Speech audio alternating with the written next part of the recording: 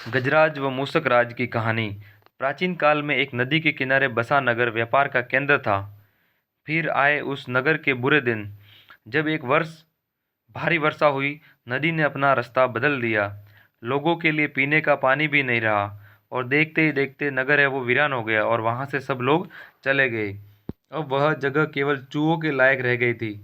चारों ओर चूहे ही चूहे नजर आने लगे। चूहों का पूरा साम्राज्य ही अब स्थापित हो गया था। चूहों के उस साम्राज्य का राजा कौन बना? मूसक राज चूहा बना। चूहों का भाग्य तो देखो, उनके बसने के बाद नगर के बाहर जमीन से एक पानी का जो स्रोत था वो फूट पड़ा और वहां एक बड़ा जलाशय बन गया। नगर से कुछ ही दूर एक घना जंगल था। जंगल में अनगिनत ही हाथी रहते थे। उनका राजा गजराज नामक एक विशाल हाथी था। उस जंगल क्षेत्र में भयानक सूखा पड़ा। जीव जंतु पानी की तलाश में इधर उधर मारे फिरने लगे। भारी भरकम शरीर वाले हाथियों की तो बहुत बड़ी दुर्दशा हो गई थी।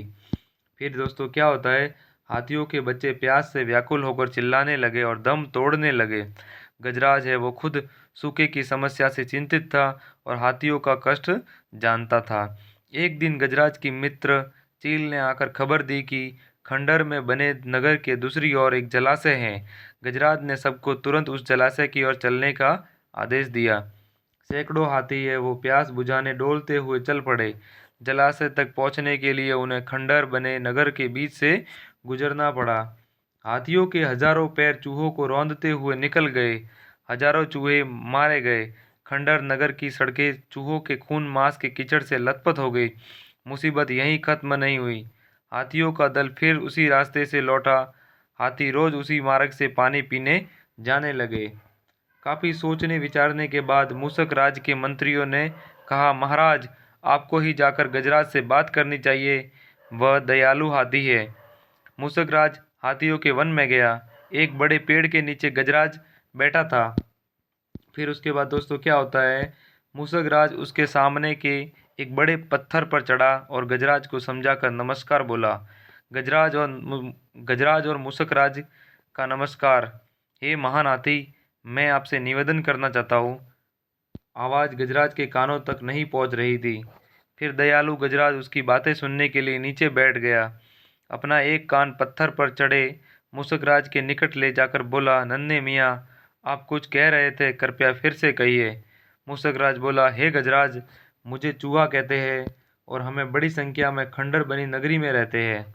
मैं उनका मूसक राज हूँ। आपके हाथी रोज जलाशय तक जाने के लिए मेरी नगरी के बीच से गुजरते हैं। हर बार उनके पैरों तले कुचले जाकर हजारों चूहे मरते हैं। यह मूसक संहार बंद नहीं हुआ तो हम नष्ट हो जाएंगे।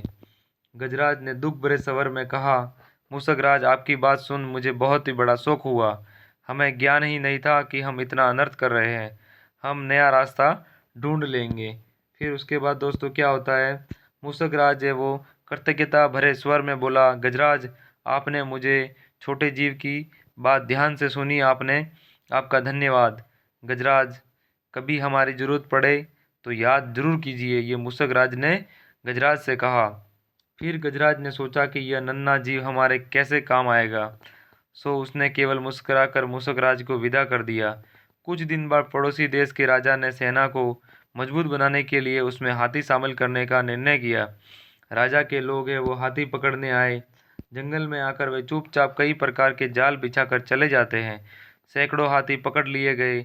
एक रात हाथियों के पकड़े जाने से चिंतित गजराज जंगल में घूम रहे थे कि उनका पैर सूखी पत्तियों के नीचे छल से दबाकर रखे रस्सी के फंदे में फंस जाता है। जैसे ही गजराज ने पैर आगे बढ़ाया, रस्सा कस गया।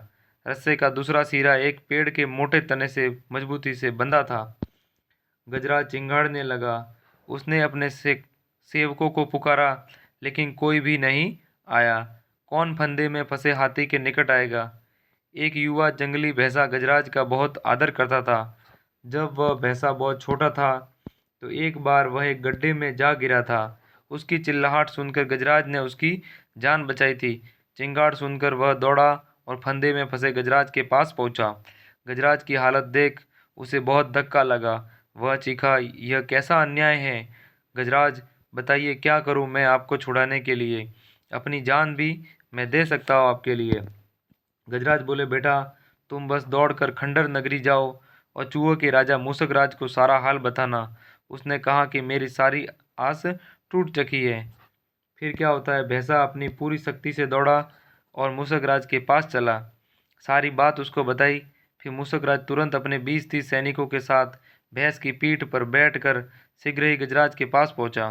चूहे वो भैंस की पीठ पर से कूद के फंदे की रस्सी कुतरने लगे। कुछ ही देर में फंदे की रस्सी कट गई और गजराज आज़ाद हो गया।